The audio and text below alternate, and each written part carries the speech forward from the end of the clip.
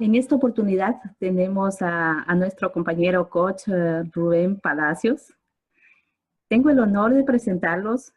Es un coach en crecimiento personal, con mucha trayectoria, con mucha experiencia en su trabajo, una persona muy destacada, mucha profundidad en el conocimiento, en sus vivencias, en su experiencia como coach. Y en este día, él nos quiere compartir un tema escogido que pensamos que alguien le puede aportar un entendimiento, porque si bien es cierto, lo que estamos haciendo, esta cumbre llamada Nuestro Hogar, de los coaches de excelencia, es con el afán de aportar hacia la sociedad, hacia las personas, porque es una vivencia real que todo ser humano lo estamos viviendo. Una experiencia que lo tenemos y que a veces parece que fuera tan real en nosotros, pero pueden ser simplemente circunstancias, porque una persona está capacitada para vivir en bienestar. Y Rubén nos quiere aportar algo maravilloso, algo grandioso, con toda su experiencia. Y yo estoy deseosa de escuchar lo que él tiene que aportarnos, lo que él tiene que compartirnos, así como cada uno de ustedes que se han dado cita a este lugar para escucharlo, lo que él tiene que aportarnos. No queremos quitarle más tiempo y te dejamos, Rubén. Todo el tiempo es tuyo. Por cierto, es un placer tenerte con nosotros y que puedas compartirnos. Sé que tu tema es la violencia familiar y este es un tema que yo creo que todos tenemos alguna experiencia relacionada con esto. Adelante, Rubén. Muchas gracias, Carmita, por tus palabras. Y sí, es un tema que yo creo que todos los seres humanos de alguna manera hemos vivido de cerca esa situación. Que muchas veces de pronto nos enfocamos en que lo violento puede ser solamente lo físico, pero hay muchas clases de violencia. Y sin pretender ocupar el puesto de un psicólogo, ni mucho menos, porque pues no soy experto ni conocedor, sino lo poquito que uno va estudiando por los laditos. Diría que básicamente, como para tratar de que la gente me entienda de lo que quiero hablar, dentro de la violencia familiar, lo que mencionaba primeramente es la violencia verbal. Muchas veces en la manera como nos expresamos, y también quiero decir de que no solo el enfoque sea familiar, esto pues también toca a violencia en muchos aspectos.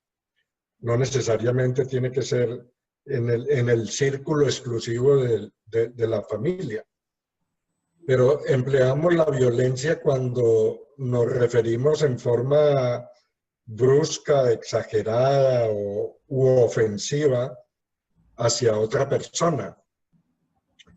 También empleamos la violencia cuando lo hacemos físicamente. Lógicamente, ahí identificamos más fácilmente que estamos empleando una violencia.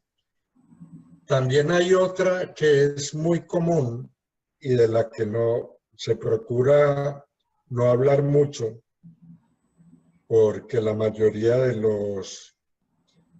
las personas que la sufren y de las que la practican hacen de que las personas se queden calladas por amenazas, y es la violencia sexual,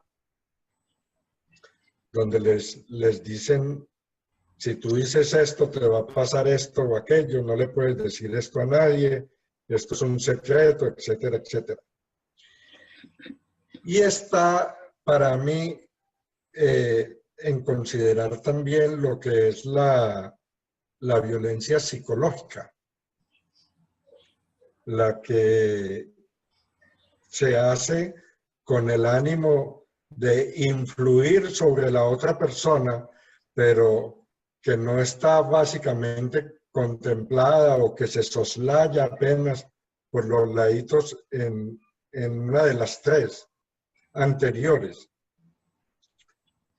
Y como vuelvo a decir que no somos expertos, pues es simplemente en la psicología, pues es simplemente como enumerar los diferentes tipos de violencia con los que normalmente uno se ha enfrentado a través de la vida.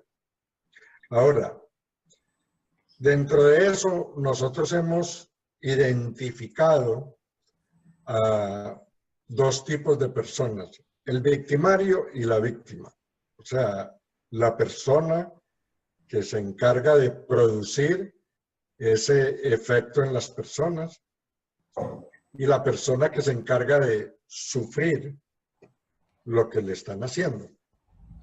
Entonces, algo al que hace el victimario, hay algo que lo empodera, hay algo que le da un poder para sentirse que tiene esa capacidad de poderle hacer daño a la otra persona. Y muchas veces ese poder está basado en el miedo, en el temor. Muchas veces lo hace porque teme que si él no es lo suficientemente fuerte, entonces no sea respetado, no sea querido, no sea tenido en cuenta, etcétera, etcétera. También lo puede hacer porque en el fondo podría tener un deseo de ser superior a los demás, o sea, de tener un poder. Y entonces, para yo poder tener un poder, lo que necesito es ejercer mi poder, y si para eso requiero de la violencia, para mí lo más importante sería el poder, entonces uso la violencia para obtener un rango de poder. Pues yo también identifico como que de pronto hay una necesidad incontrolada que viene, dijéramos, de un desajuste emocional. Y en ese desajuste emocional podríamos pensar de que lleva a la persona de alguna manera a practicar la violencia hacia otras personas. Y entonces está el otro aspecto, que es la persona que recibe la violencia, o sea, la que nosotros identificamos como la víctima. ¿Y por qué las personas se aguantan, se acostumbran, se empiezan raramente como a sentir cómodas en ese aspecto, o por qué lo toleran? Y desde la perspectiva nuestra también pueden existir muchos factores, como por ejemplo el miedo.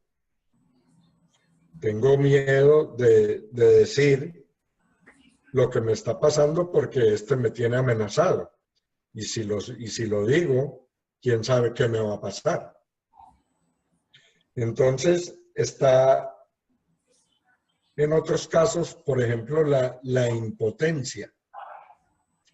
Y es decir, yo no tengo ni la fuerza suficiente y no tengo la manera de cómo salirme de aquí, porque si me salgo de aquí, posiblemente no puedo sobrevivir por mis propios medios. O sea, el campo se abre a miles y miles de posibilidades. Y hay uno que para mí también es difícil de tratar, en el sentido de que hay personas que pareciera que les gustara ser víctimas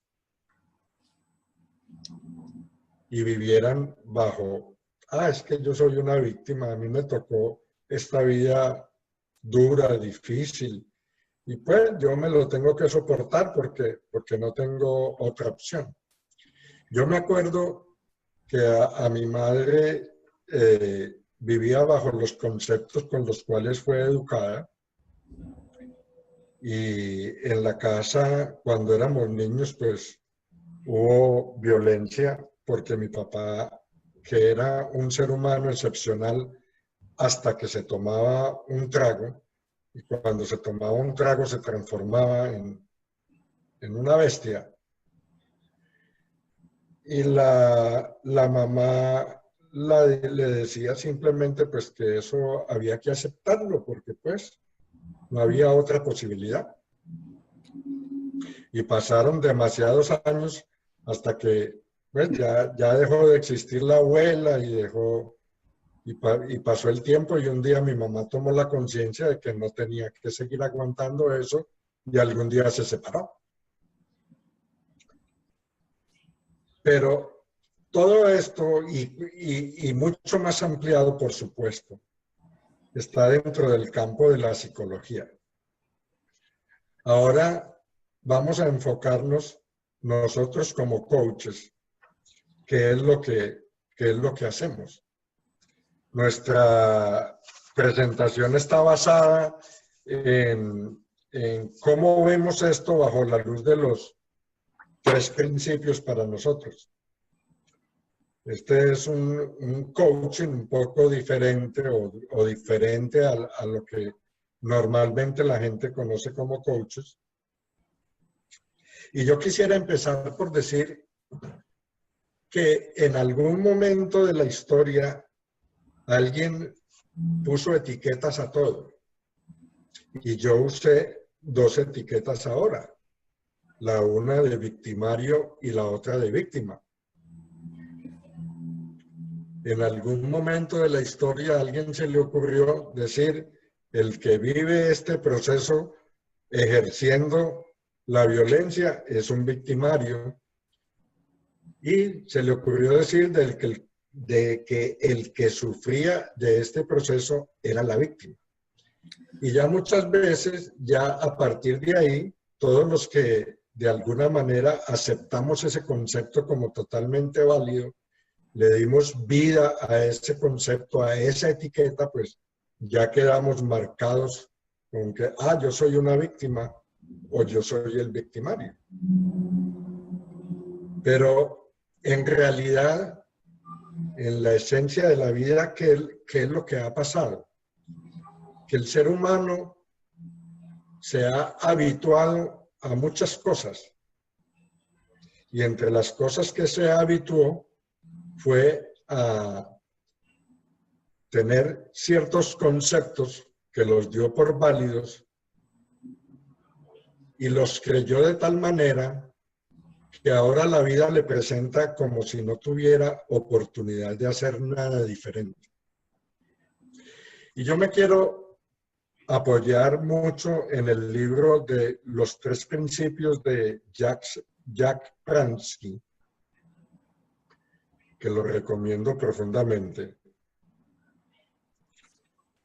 donde él en sus comienzos habla del conocimiento que tenía Shakespeare del entendimiento del ser humano, porque en una de sus obras cumbres, que es Hamlet, él suelta la siguiente frase: no hay nada bueno ni malo, solo es tu pensamiento el que hace que así sea.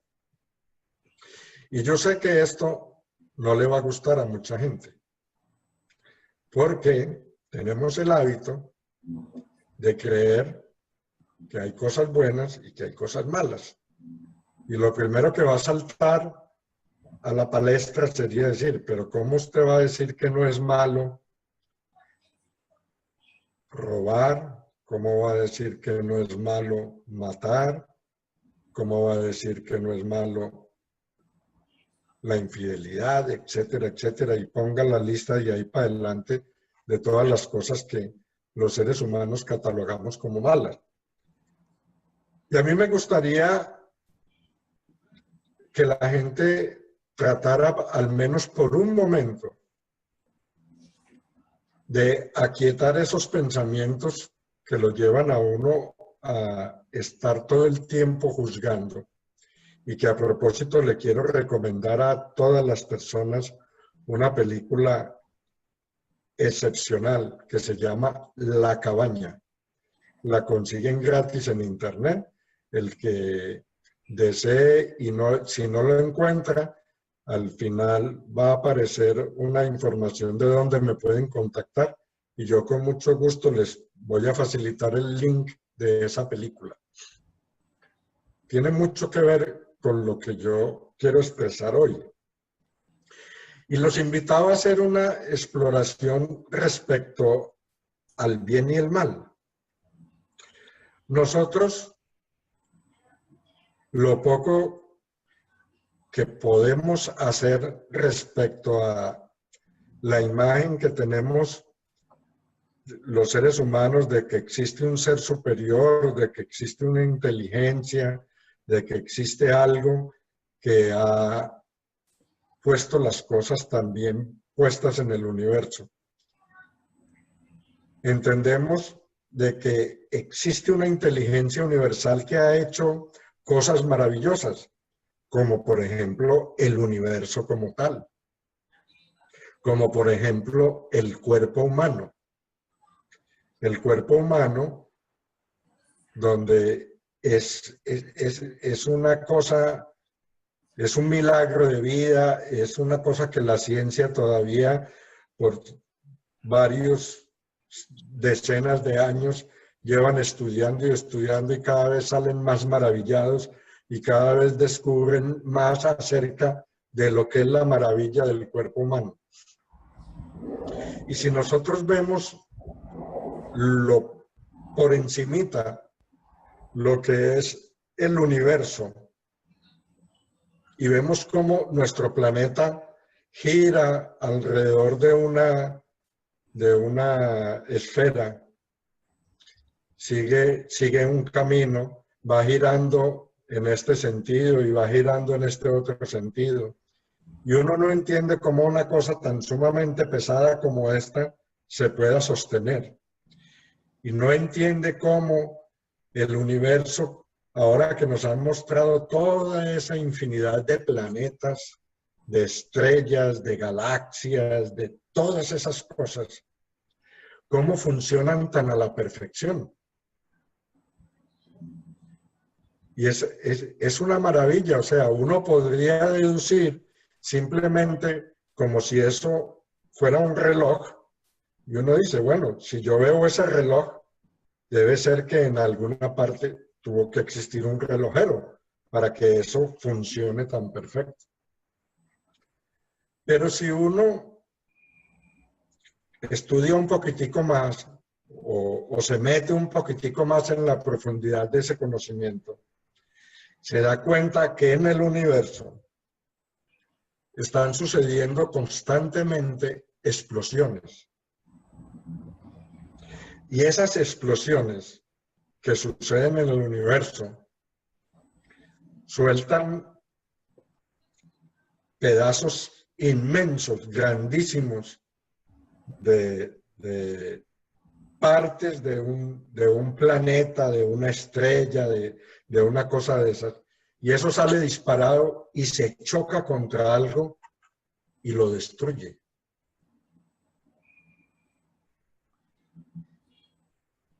Y uno podría decir, pues allá hay muerte, está destruyendo algo. Pero vámonos a cosas, por ejemplo, un poquito más concretas, más reales, más cercanas a lo que realmente nos toca. Y es, por ejemplo, el huracán. El huracán, hoy en día sabemos que pertenece a que o se forma porque las aguas de los océanos se calientan de tal manera y esa inteligencia que hace que todo esto funcione dice, este calentamiento no puede seguir y la única manera que tiene de de hacer de que ese calentamiento no siga creciendo es generando un huracán. Y de esa manera equilibra la parte de la temperatura que está fluyendo en ese momento. ¿Y qué hace un huracán? Cuando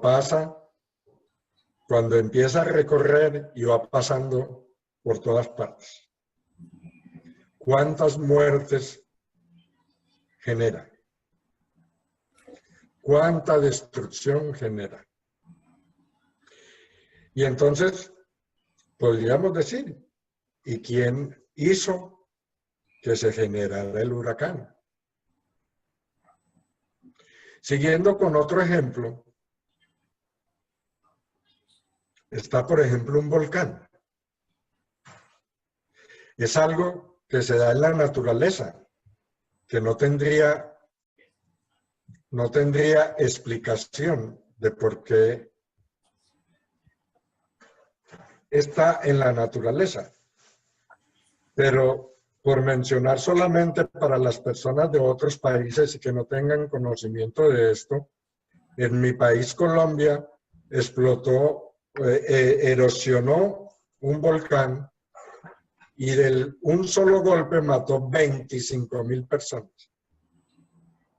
¿Y quién produjo que ese volcán, erosionara? Podemos decir, eso es la naturaleza como tal. Ok, ¿quién hizo la naturaleza? Ahora, el propósito de esta charla no es entrar en discordia. Y no pretendo de que la gente tiene que creer en el concepto que yo estoy tratando de explorar. Lo que pretendemos es que simplemente consideren esa opción. A mí me gusta hablar de que el funcionamiento del cuerpo humano,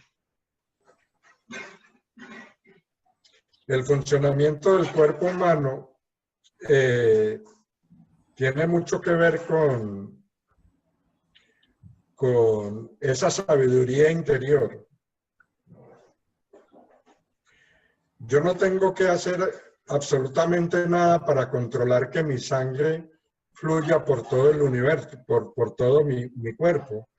No tengo que hacer absolutamente nada para controlar que mi corazón esté latiendo, que mis pulmones se expandan, se contraigan, que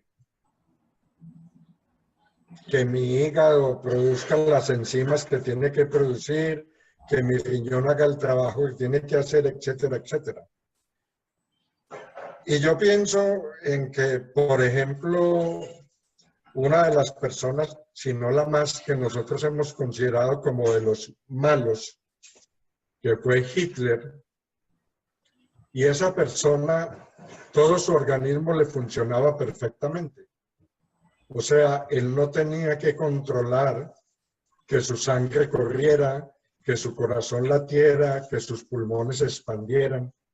Independientemente de lo que él hacía o de lo que cualquier ser humano pudiera hacer, independientemente de todo eso, todo le estaba funcionando a la perfección. Lo cual implicaba que ahí no hay ningún tipo de juicio, porque esa sabiduría que creó eso no dice, este es malo, y como este es malo, no le voy a hacer de que su corazón le funcione.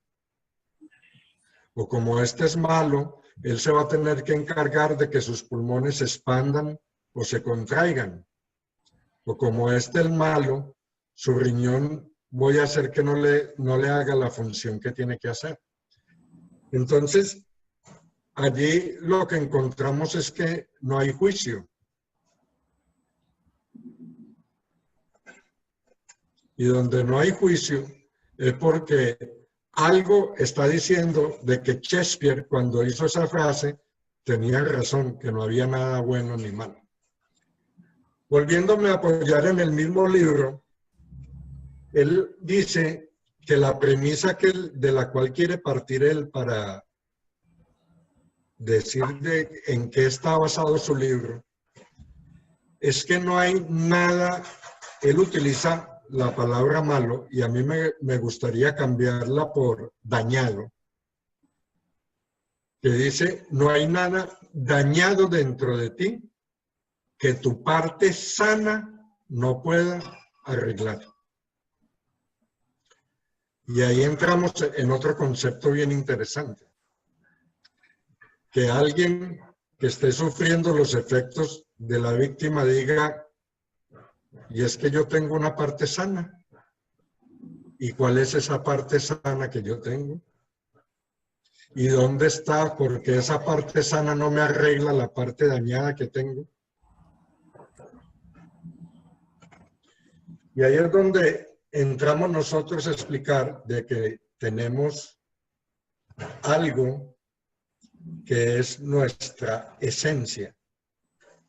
Y nuestra esencia es totalmente intocable, es totalmente pura.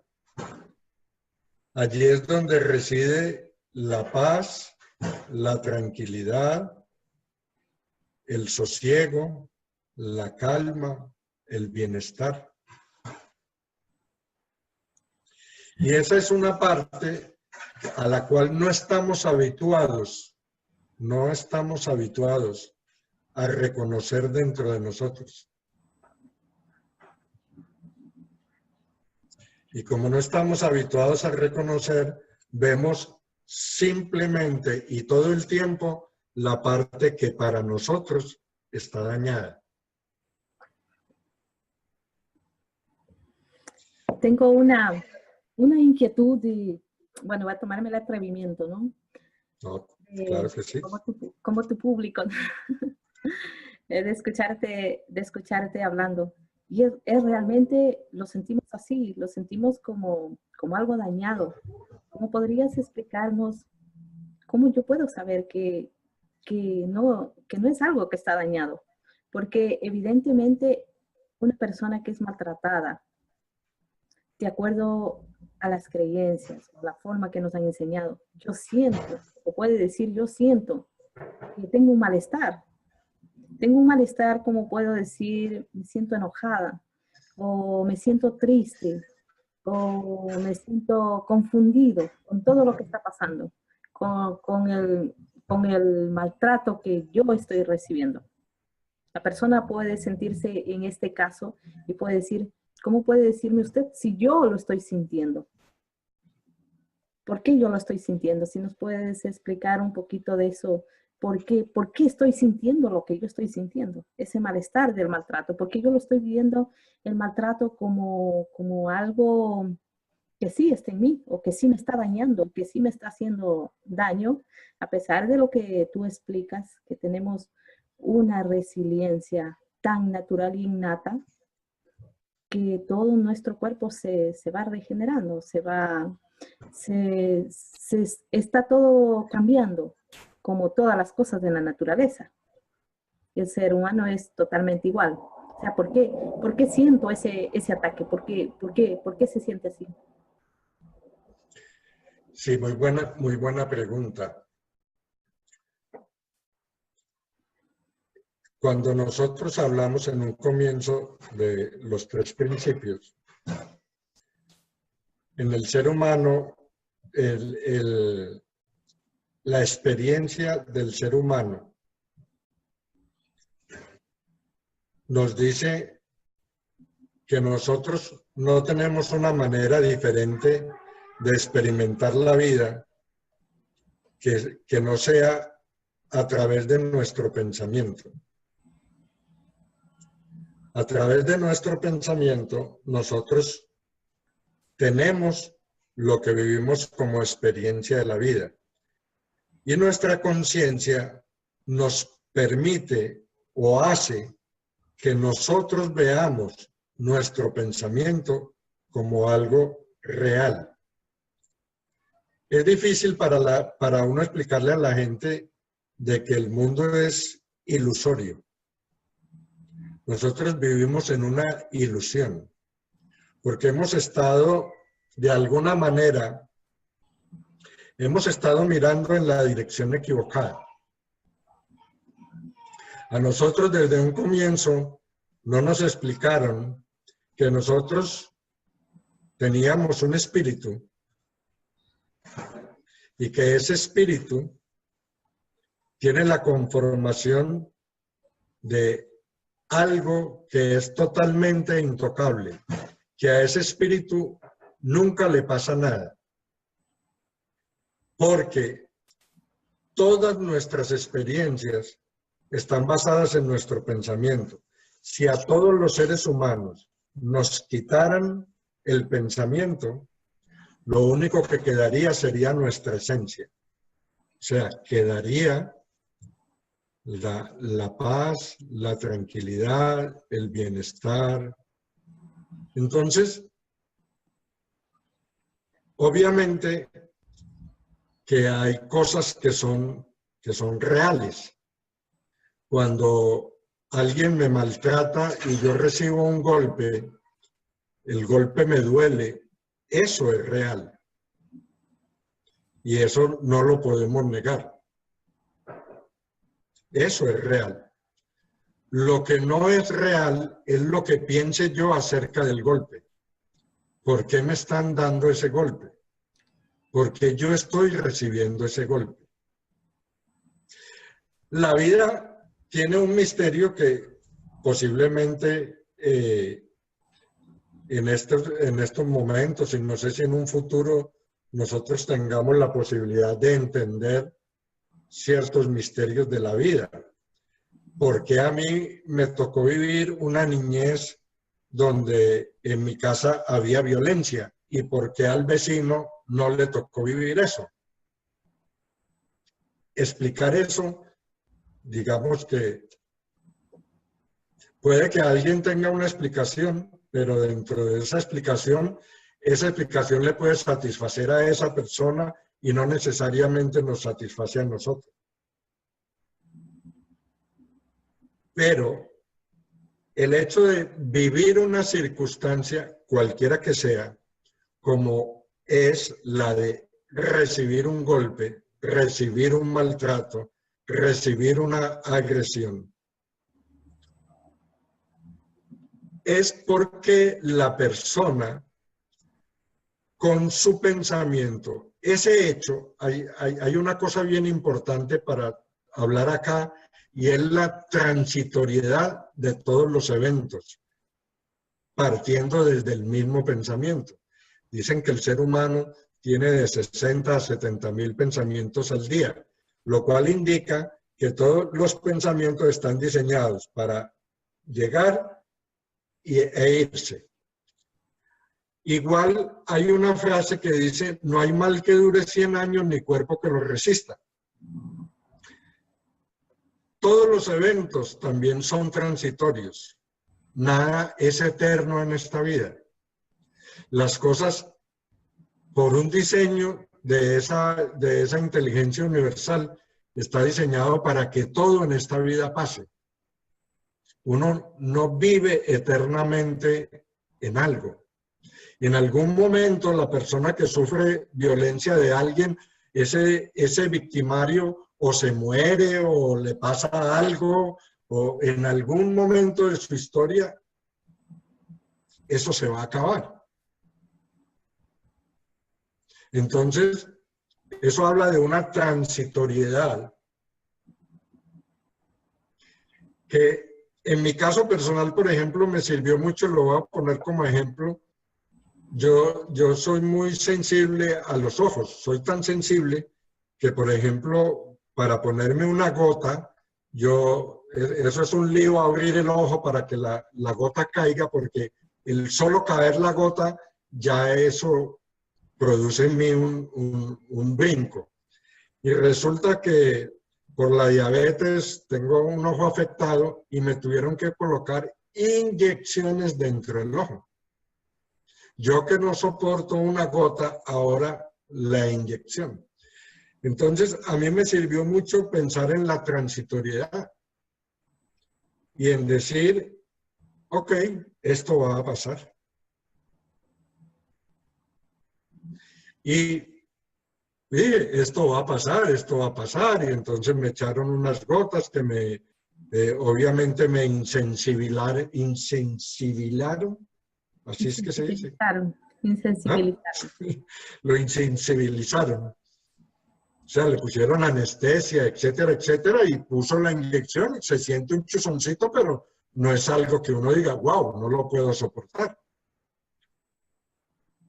Y quiero traer a referencia lo que una de nuestras mentoras narró en una vez y que también me sirvió mucho, y creo que es aplicable a lo que estamos hablando, porque un día ella vino a los parques de Disney con sus hijos y entraron a la casa del terror. Luego de que entraron a la casa, uno de sus hijos le dijo, mamá, sácame de aquí. Y el señor que dirigía la cosa le dijo, tú no puedes salir por ahí, tienes que salir por la única parte donde hay la salida.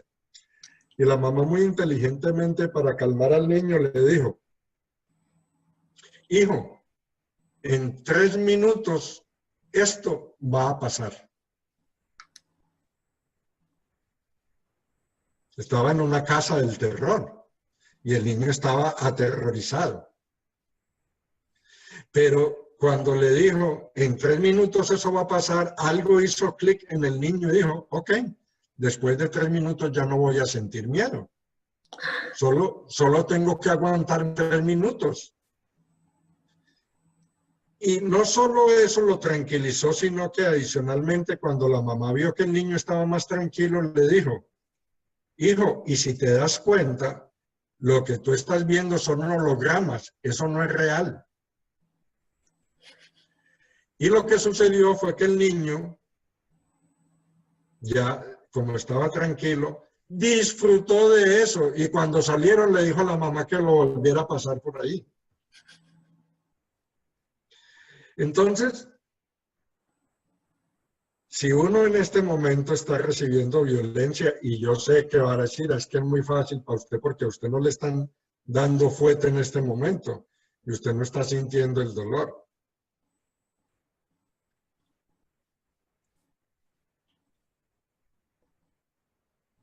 Hay una manera, y les voy a rogar que me esperen un poquito porque es parte de la conclusión de esta charla, por la cual nosotros, a través de entender cómo experimentamos la vida, vamos a concluir de que hay mejores maneras de llevar esta situación de que simplemente vivirla como víctima o como victimario.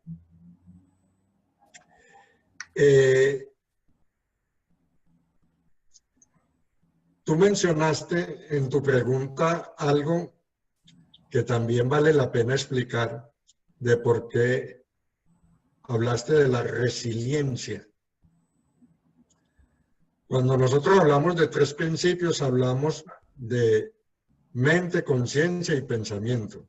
Cuando nosotros hablamos de mente, estamos hablando de la mente universal, hablamos de una sabiduría que fue la que hizo que todo este organismo, desde el instante en que se unieron las 2 microcélulas que formaron este cuerpo, desde ese instante esa sabiduría se encargó de que todo lo demás estuviera funcionando y funcionara perfectamente. Esa misma sabiduría se encargó de crear la resiliencia, que es la capacidad que tenemos todos los seres humanos de poder transformar supuestamente la parte que supuestamente está dañada en nosotros y salir desde allí. Y por eso en los peores momentos, cuando nos están pasando las peores cosas, en algún momento llega a nuestra mente una idea liberadora, una imagen o algo que nos hace ver una luz al final del túnel, como le dicen. Y por eso es que el ser humano, a pesar de estar sufriendo lo que está sufriendo en ese momento, él ve que no debería terminar con su vida porque algo le está diciendo de que eso va a pasar y de que él tiene la capacidad interior de salir de la peor situación en que se encuentra. Parte de lo que nosotros queremos explicar es de que el ser humano es como si viviera dos realidades. O sea, nosotros tenemos una parte que llamamos humana, por diferenciarla de alguna manera, y una parte que para diferenciarla de alguna manera la llamamos divina o esencial. Esa parte divina o esencial no tiene nada que aprender, no tiene nada que lo pueda dañar. Y hay muchos ejemplos en el universo de personas que desde la niñez fueron violados, ultrajados, les tocó vivir en las peores condiciones y hoy en día son seres de luz, inspiradores, de éxito. Por mencionar un solo caso, Oprah Winfrey, una mujer extraordinaria, y ella vivió de las peores niñez que alguien se pueda imaginar. Entonces, si ella hubiera sido dañada en su esencia, significaría que nunca hubiera podido salir de allí. Luego de que su esencia fue dañada, ya no hay nada que hacer. Y esa es una prueba de que nada la tocó a ella. Ahora, no es fácil uno decirle a una persona, o sea, a mí me violaron y usted me va a decir que nadie me tocó, nadie me dañó, nadie me hizo nada. A esa esencia que es capaz de sacarlo de ahí, no le pasó nada. A su parte humana le pasó. Pero la buena noticia que nosotros hablamos es de que podemos ayudarlo a que usted deje de vivir en ese dolor, porque ese dolor le pasó hace tiempo, lo vivió hace tiempo, pero de alguna manera se quedó viviendo dentro de usted y solo vive dentro de su pensamiento. Y cada que usted vuelve y lo trae, siente la sensación del dolor, pero ese dolor ya no está con usted. Ese dolor físico ya pasó. Hablamos de la transitoriedad, lo vivió, fue real, claro que sí, pero pasó. Y ahora, cada que usted lo trae, vuelve y siente dolor, pero ese dolor lo siente por lo que usted está pensando. Y eso es precisamente nuestro trabajo, llevarlo a que usted entienda que hay la manera de que usted lo saque de su sistema, como podríamos expresarlo, y deje de sufrir. Porque ya eso no vive con usted.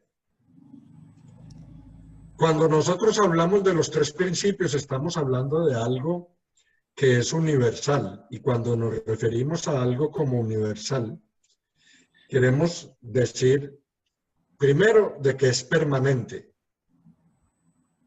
O sea, estamos hablando de algo que siempre y en todo momento funciona. Estamos hablando que funciona de la misma manera para todo el mundo. Que no es que a unos se les aplique de una manera y a otros de otra manera. Y estamos hablando de que se aplica en cualquier situación.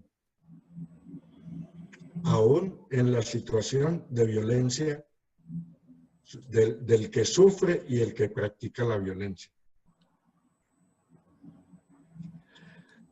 Puede que, como nos explican a nosotros cuando nos educan en esto, nos dicen, hay un principio o una ley universal que es el principio de la gravedad. Si yo cojo un objeto en mi mano y lo suelto, ese objeto, por más liviano que sea, en este planeta se va a caer. Yo puede que no entienda por qué el objeto se cae. Es más, puede que no me guste. Puede que yo diga, yo no creo en eso. Pero siempre que usted coja un objeto en la mano y lo suelte, por más liviano que sea ese objeto se va a caer. Porque esa ley de la gravedad siempre se está cumpliendo. Así usted crea en ella, no crea, le guste, no le guste, la entienda, no la entienda, siempre el objeto se va a caer.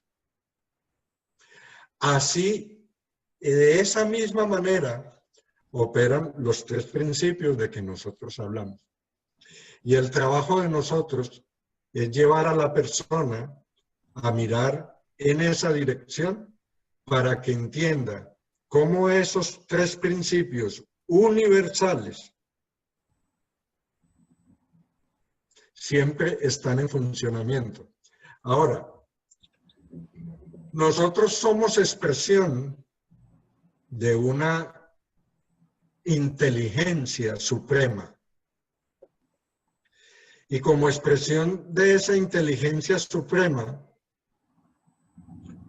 pues no tenemos otra posibilidad que ser expresión de esa inteligencia suprema. Y como expresión de esa inteligencia suprema, nosotros somos inteligencia suprema. A pesar de que nos veamos ignorantes, a pesar de que nos veamos incapaces, a pesar de que nos veamos minimizados, yo como expresión de esa inteligencia suprema, soy esa inteligencia suprema. Y cuando hablamos de esa inteligencia suprema, universal, como la queramos llamar, hablamos sin reglas, sin características personales, o sea, sin ponerle de que es iracundo o iracunda, de que es bueno, de que es malo, de que tiene un látigo, de que no lo tiene. No hablamos de nada de eso. Hablamos de algo que no se puede definir. Y menos reglamentar. Menos podemos ponerle reglas y decir, es que eso funciona así y así. Lo único que nosotros podemos garantizar es que nosotros somos expresión de eso. Y lo único que yo puedo constatar es que si yo veo un cuerpo humano, yo digo, ahí hay algo infinitamente sabio que hace que todo eso funcione. Y yo soy esa expresión, eso está dentro de mí. Es que yo ni siquiera tengo que hacer el esfuerzo por conectarme con eso. Por conectarme, no lo tengo que hacer. Simplemente soy eso. Y entonces, cuando tú decías, ¿cómo yo le explico a esa persona de que lo que vivió no es real? Cuando esa persona logra entender que es una expresión de esa sabiduría, va a darse cuenta que nada le pasó, que vivió una experiencia momentánea, que vivió algo temporal, y que esa cosa que él tiene por dentro, esa sabiduría que él tiene por dentro, lo va a llevar en algún momento a entender que la experiencia humana forma parte de simplemente un proceso de estar en este planeta. Entonces, como parte de la conclusión, antes de que, si tienes alguna otra pregunta,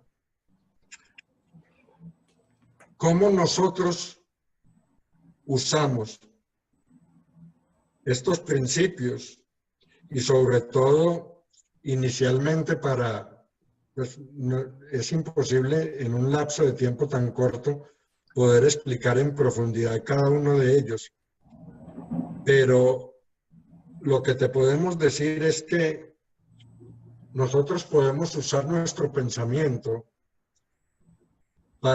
o con el pensamiento nosotros creamos una forma. Y a una persona que causa la violencia o que es víctima de la violencia, nosotros podemos guiarlo para que él entienda cómo se ve a sí mismo, cada uno en su propio rol o papel. Cómo se ve a sí mismo interiormente, en su papel de víctima o de victimario. Cómo él ve a la víctima. ¿Qué está pasando dentro de él? ¿Cuál es su sentir en ese sentido? ¿Cómo él ve su situación?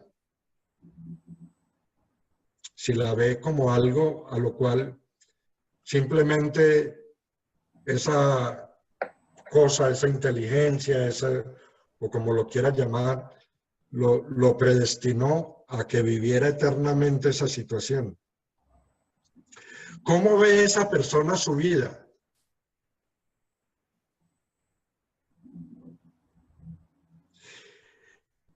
Si nosotros logramos que esa persona entienda cada uno de estos puntos, vamos a lograr que esa persona cambie. Lamentablemente, si nosotros cogemos y metemos a esa persona en un tratamiento de estos que comúnmente existen por ahí,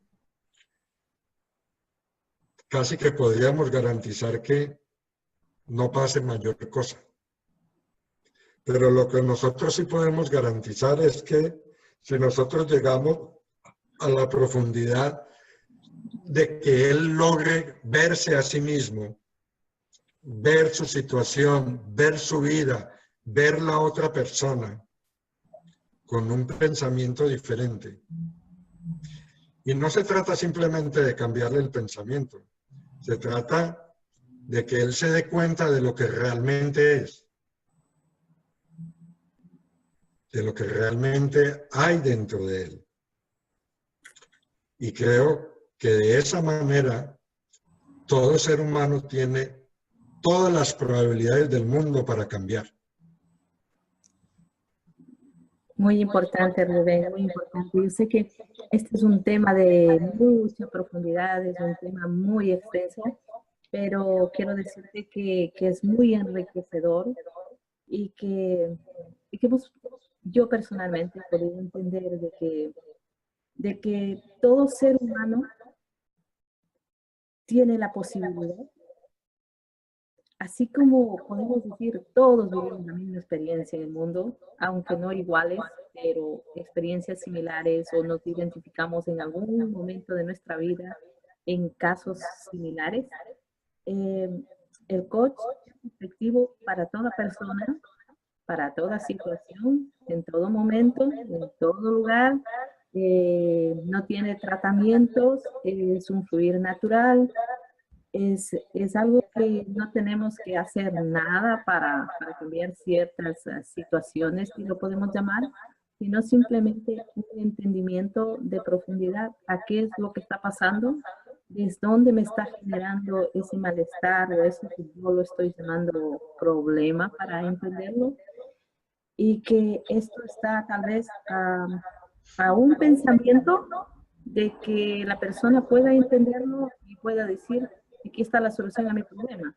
O sea, todos tienen, como tú dijiste, esa sabiduría, y eso es lo que hace la diferencia de todo. O sea, de verdad que me parece maravilloso. Wow, me parece algo fantástico porque esto que te diga, bueno, ya no hay tratamientos, ya no hay terapias, ya no hay esto, bueno, tanta cosa que uno, como cuando uno hace la gimnasia, uno se cansa y ya no quiere más, y yo quiero perder peso de una forma natural, que vengan y me ofrezcan algo, esto para mí personalmente es algo extraordinario. Y nada más, Rubén, por motivos de tiempo, agradecerte de verdad. Muchísimas gracias por todo esto que tú nos has compartido. Y debajo de este video se encuentra la información donde pueden contactar a Rubén.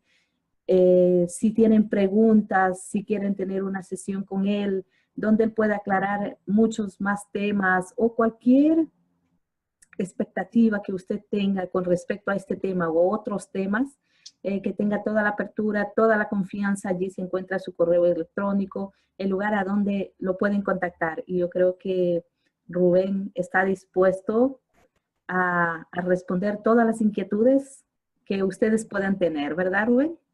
Claro que sí, claro que Muchas sí. gracias, Rubén. Muchísimas gracias a todos. Muchas gracias. Fue un verdadero placer. A ti también, gracias.